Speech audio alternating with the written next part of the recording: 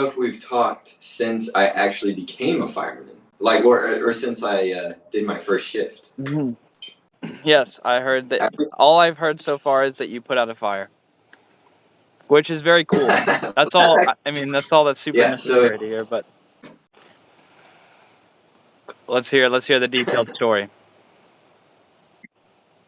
Yeah, so this was actually my second shift, and so it's their 24-hour shifts, 48 hours off.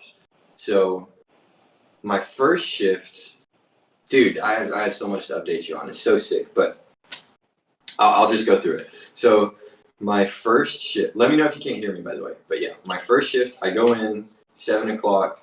I don't really know what we're supposed to be doing. Apparently there was like a big training day, so like all of the different stations came to our station. I'm at Station 1, which is also the headquarters for our district. So we are St. Paul's Fire District. So there's 9 stations, I believe. So it was super busy because like all the different chiefs had to come in from different stations and do like this training course thing. I don't know. Anyways, so me and a couple other new guys basically had to do all the daily chores, which it really wasn't too bad. It was well, and that's kind of what we do. Like when we're not fighting fires, we're just doing chores around the station to keep it clean, and it's not that bad. I mean, we get to clean these super awesome trucks, clean windows, sweep, clean hoses, stuff like that. It's not too bad. A little bit of manual labor, but it's fun too because these are cool trucks. But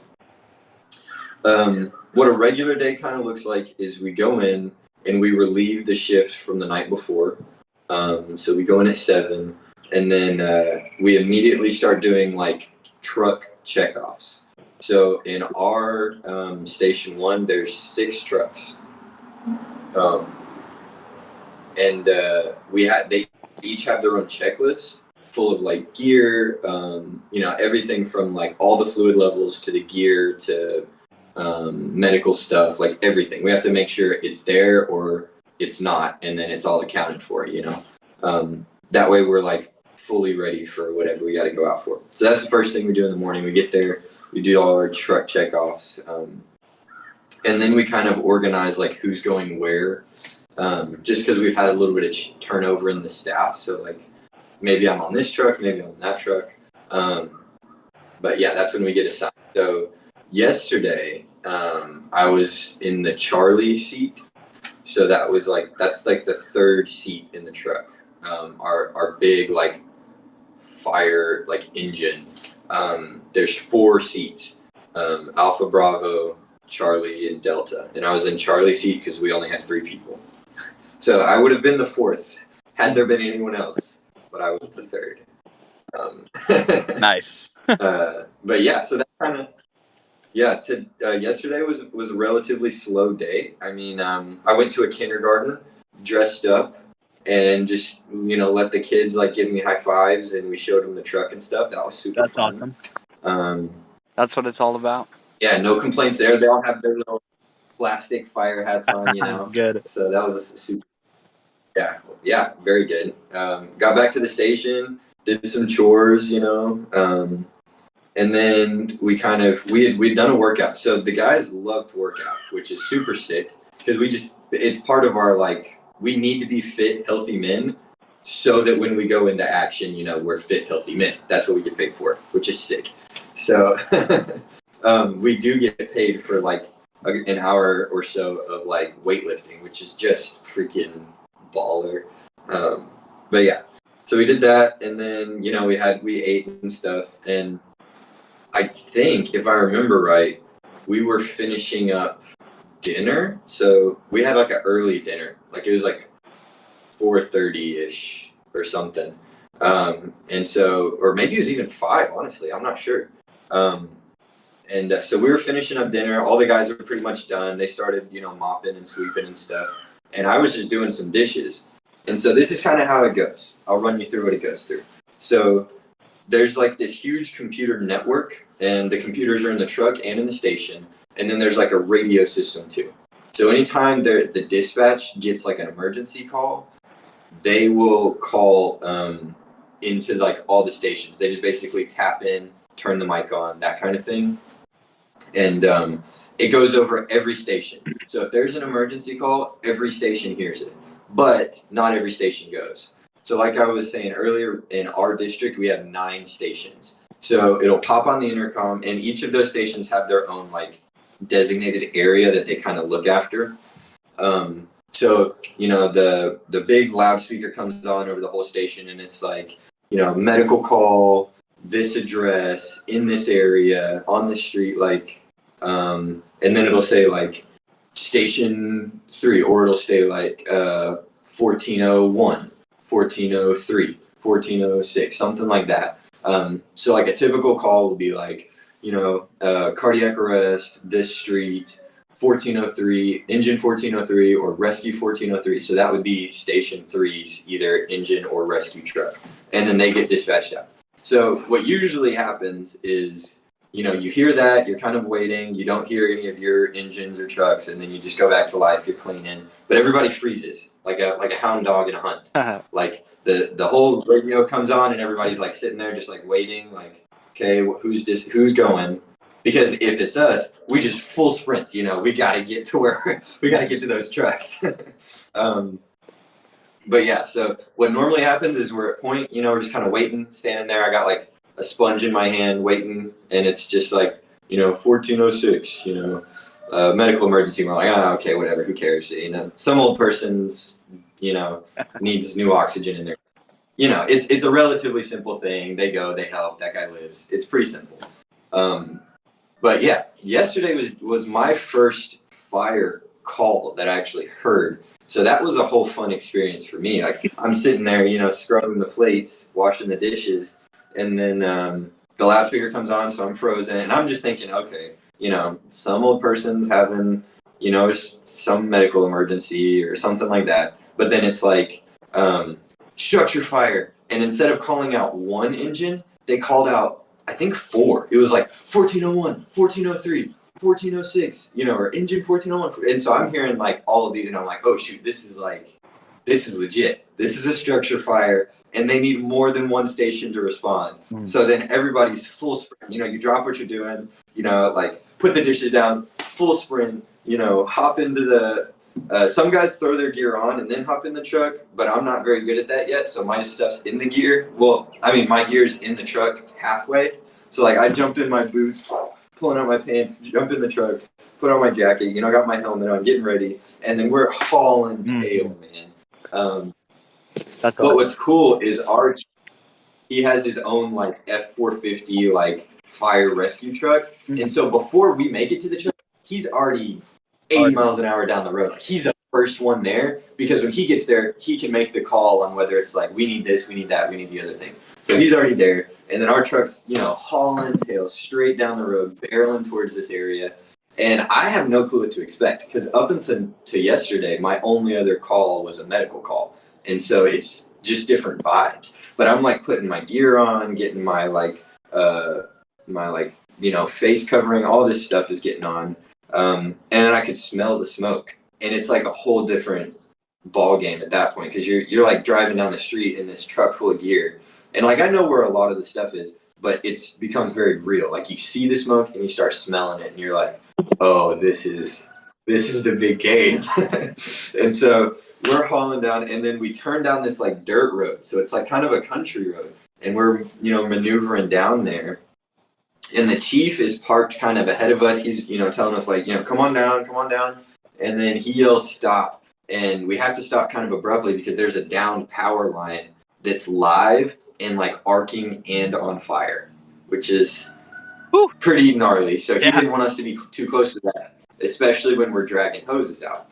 And so we're all piling out of the truck. And I'm not really, like I said, my first fire, and I have very little training. So I don't really know how I'm supposed to help, but I'm also a part of the engine that was the first one there. So I'm like with a crew of 3 guys, me and 2 other guys. The other guy's fairly new as well. So we start getting out of the truck. I look over while I'm in the truck, and I can see like the fire like spreading. So it was like it wasn't too big. It was like a 10 by 10 like barn shed thing that had caught on fire. but it had started to catch the woods behind it on fire. So like the forest and the trees, like that stuff was starting to burn. So the ground's on fire, that kind of stuff too. And the whole structure at this point is completely collapsed. Like there's not really a structure anymore. It's just a pile of fire. And so we get out and, I got all my gear on for the first time, crawling out of the truck, smelling the smoke for the first time. We hop out there and there's this roll on top of the truck that they start pulling out, and it's just called the reel. I think that's what they call it because it's on like a reel. And that's the first thing, this guy grabs it, throws it over his shoulder, running out, and just starts going after this fire.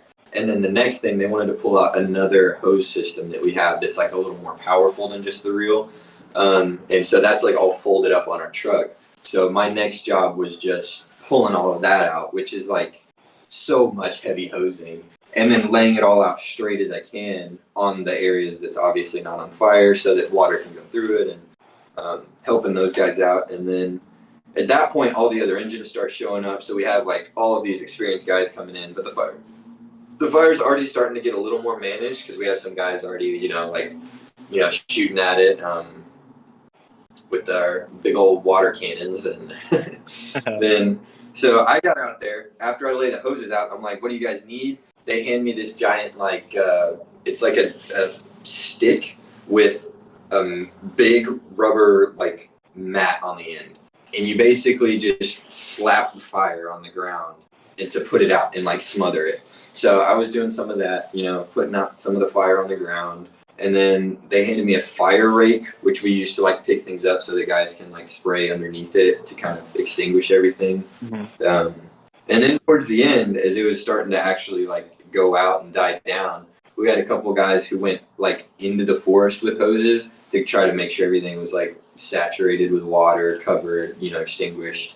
And then they handed me the real hose and were just like, hey, if anything starts smoking, which it was, they're like, point and shoot, make sure it's covered in water. And so that's what I was doing, just sitting there spraying and shooting water. And then one of our lieutenants, he was the chief was talking to him about how to put the fire out on the live line, because if you spray that with a direct stream, you're just going to get electrocuted by a live line. Right. So the trick is to kind of slam the nozzle thing so it opens and sprays and then closes. Right. So before you shoot the next burst of water out, you're disconnecting. Yeah. And so that's kind of what he's doing over there, putting out the fire that's on the electrical line. So he got that out, and then, before you know, and I mean the whole time, because you got all the gear on, you're just pouring sweat. And when you're standing next to this big fire, it's hot. Yeah. So you're just sweaty and working hard and yanking on stuff, pulling hoses here, carrying equipment here. And then before you know it, it didn't take too long. I think maybe 30, 40 minutes. We had the whole thing pretty well covered. There wasn't anybody inside? Then, what'd you say? There wasn't anybody inside when you got there? No. It was next to a guy's house. So we're not entirely sure. I'm not entirely sure what happened. I'm sure someone knows. Either the line, the electrical line, fell on the shop and caught it on fire, or somehow the shop caught on fire and then maybe melted the line or burnt it and it fell. So there's people who know about that. I'm not one of them. But yeah, I mean, I was just there, pulling hoses and stuff. So that's fun. But yeah, it was pretty cool all in all. And then we start the process of wrapping everything up. So at that point, the trucks are pretty empty. There's not much water, and we went kind of out into the, not a rural neighborhood. So there was no fire hydrants out there. So we couldn't fill the trucks up there, but we have to start rolling up the hoses and stuff. So we went to a fire hydrant, refilled the trucks, which is pretty cool. And then when we got to the station, we had to clean off all the hoses because they're covered in mud and nastiness and grass. And so we cleaned off all those.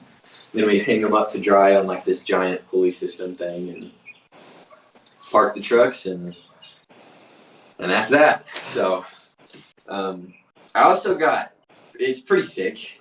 I got put in charge of driving one of our trucks. I can send you a picture of which one. It's not like one of the big engines, but it's pretty. I think it's pretty sick. It's called the brush truck. So if there's brush fires, it's this like big off-road Ford F450 with like Smokey the Bear on the side of it, and there's these hoses and like giant boxes full of tools. Yeah. But you only need a driver's license to drive it, and since I'm the only person who can't drive the other ones, I get to drive that one, which is pretty sick. That's awesome. Yeah. Wow. I'm excited for all the story. I'm sure you're going to get so many stories out of this, and I'm excited for, to make my own stories too. I made a comment at the beginning, which I realized could have been out of context. I said, like, I got a text from you that said I put out my first fire. And I was like, that's all I need to know, really. And it's not that I don't want to hear the stories. It's just that, like, that's it, dude. You put out a fire. That's awesome. Yeah, it's the coolest thing ever. That's the coolest. And then I'm looking over my my captain's shoulders. He's filling out this report, and my name's on the list of people who put out a fire. And I'm just like, that's so hard. Yeah. That's so. Yeah. Yeah. Yeah. Well, and I mean, so my first night, or my first shift. So this was my second shift where all this is going on. Mm-hmm. But my first shift, no fire, which is pretty normal. I mean, I think they say 90% of the calls you get in a station are medical, but you're still like going out to save someone's life, basically. So my first shift, nothing kind of happened all day. I mean, we were doing a lot of chores and stuff. It was all shocking to me because I didn't know what anything did. So they're just like, this is what this does. This is what this does. If this guy's dying, grab this thing. If this fire's like this, grab that thing. And I'm just like, holy crap. That's crazy. Yeah. But there were no calls that went out. So we started going to bed on my first shift. And, I don't really know what to expect. I'm just going to bed. I lay down. And then, huge alarm goes off. It's 3 a.m. I'm like sitting upright because I'm like, holy crap, that's loud. And then our engine gets dispatched, or our rescue truck, which is what I was on that time, gets called. They're like, 1401, there's like medical emergency, this address. So this is my first shift, and it's my first call, and it's 3 a.m. And so I'm like getting awake, not really sure what's going on. Put my stuff on, run out to the truck. I was like the last one in the truck. And I have a bad system right now that I'm still working on, but I had to like basically put my contacts in the fire truck on the way to the emergency, which was fine. It turned out fine, but it's not a great system. But yeah, so we pulled up to this house. It's 3 a.m. It's like 2 a.m. at this time. Like I said, we get there. And there's this lady on the front porch. She's kind of on the phone. She's like really upset. I don't really know what's going on, but we just grab some of our medical gear and just start bolting towards the house. We're not in full like bunker pants and bunker top because it's not a fire, it's just a medical call. But yeah, so we start running straight towards the house. And I'm one of the first people in. We swing open the door.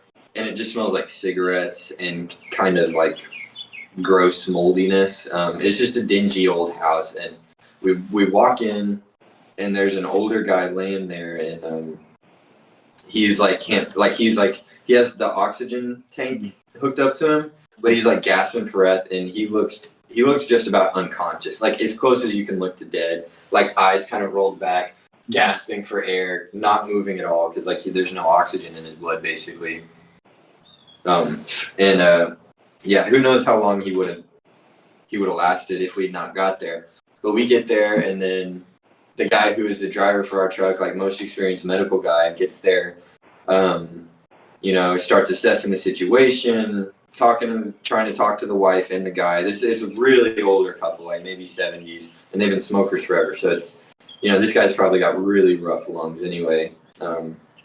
But yeah, it's pretty rough. And then he starts getting some gear out, hooks him up to one of our smaller like emergency oxygen tanks, and turns it up to like as high of a flow as he can.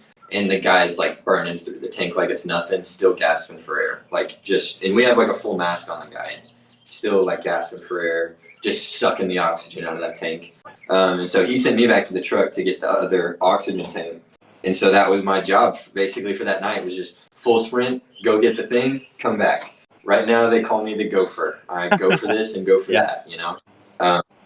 But yeah, so I went for the tank, came back with it, he hooked him up on that. The guy's starting to like, he's still gasping for air, but he's actually coming back a little bit. And then at that time, the ambulance pulls up, EMT pulls up, and those guys come in. They do a bit more than we do, just because they're actual medical guys, but we beat them there. So like, that's why we're the first response, you know? So we just basically helped load that guy into a stretcher, take him out of his house, and then carry him across into their ambulance. And then we send him off, and we went back to the station, got there at 3. I'm like all shook because I've never seen that sort of scenario, like someone basically dying. And you know, it's just like, it's weird because like you're still waking up. For me, I was still waking up kind of, but like something switches in your head, like when you walk through that door, when you cross that threshold, because like it's strange, but my first response was almost to be a victim, which was weird. Like I walk in and I'm almost like, oh my gosh, this is so bad, we should call somebody. Those are the kind of like instincts that kick in, or like, oh my god, are you okay, or like things like that, like just really like, I don't know, like almost a victim mentality. But when that switch flips, you immediately realize like we're the guys. Yeah. And so everything that I vaguely remembered about how to do is just like, okay, get the orders, get the thing, help them, load this guy, you know, that sort of stuff. So it's weird that you start shifting gears like that, because for a second, especially since it was my first call, I'm just like, oh, this is an emergency, you know, starting to realize that. Yeah. We should call somebody, but you're somebody now. Yeah, we're the somebody. So, but yeah, and then honestly, it was really hard to fall asleep after that because, you know, I got back at like 3, and then we were talking a little, and they were like, yeah, it's a perfect time to go back to bed. You know, you'll get some more sleep. So I lay down, and I don't feel like nervous or scared or like shocked or anything, but I'm just laying down, and like I just couldn't. It was so hard to fall asleep because, you know, the adrenaline and stuff. But I did, and then we wake up at 6, kind of get ready for the next shift to come in, and yeah. But yeah, that was my first one. And yesterday was my second shift and my second call. And honestly, dude, it's the coolest thing ever. Like you just feel so. It's like I get to be a man, you know.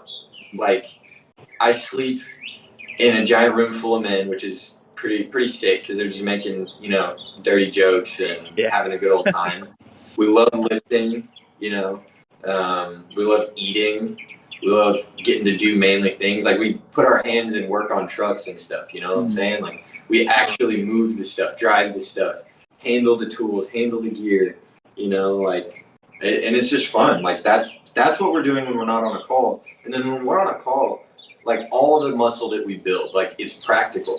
Like I think people, you know, make fun of people who weightlift sometimes. They're like, oh, that muscle, what do you do with it? But like, dude, we're carrying these like, you know, different packs and gear that's up to like 100 pounds, and you're dragging these heavy hoses to put out a fire so that people don't die, you know? Yeah. And it just kind of feels like I'm using all my strength in those scenarios, and so it just feels like if I didn't have this, you know, like I wouldn't be nearly as helpful. I wouldn't be nearly as good at this. Maybe some things would go wrong, you know? So it just feels like, you know, at the end of the day, like we're there to be good, capable, helpful men with a little bit more training than the average bear about putting out forest fires and stuff. You know what I'm saying? So like, you know, it's cool. It feels natural. It feels right. And then, you know, I don't know, just feels cool. Yeah. It doesn't feel like when I'm ready to go to work, I'm excited at this point, which for most of my jobs, I just haven't been. I'm like, you know, like it's a good job. I'll go make the best of it. People are cool sometimes, but this work is like, it's cool, man. It's just cool. Yeah. Yes, sir. All right. Well, sounds good. We'll call it there.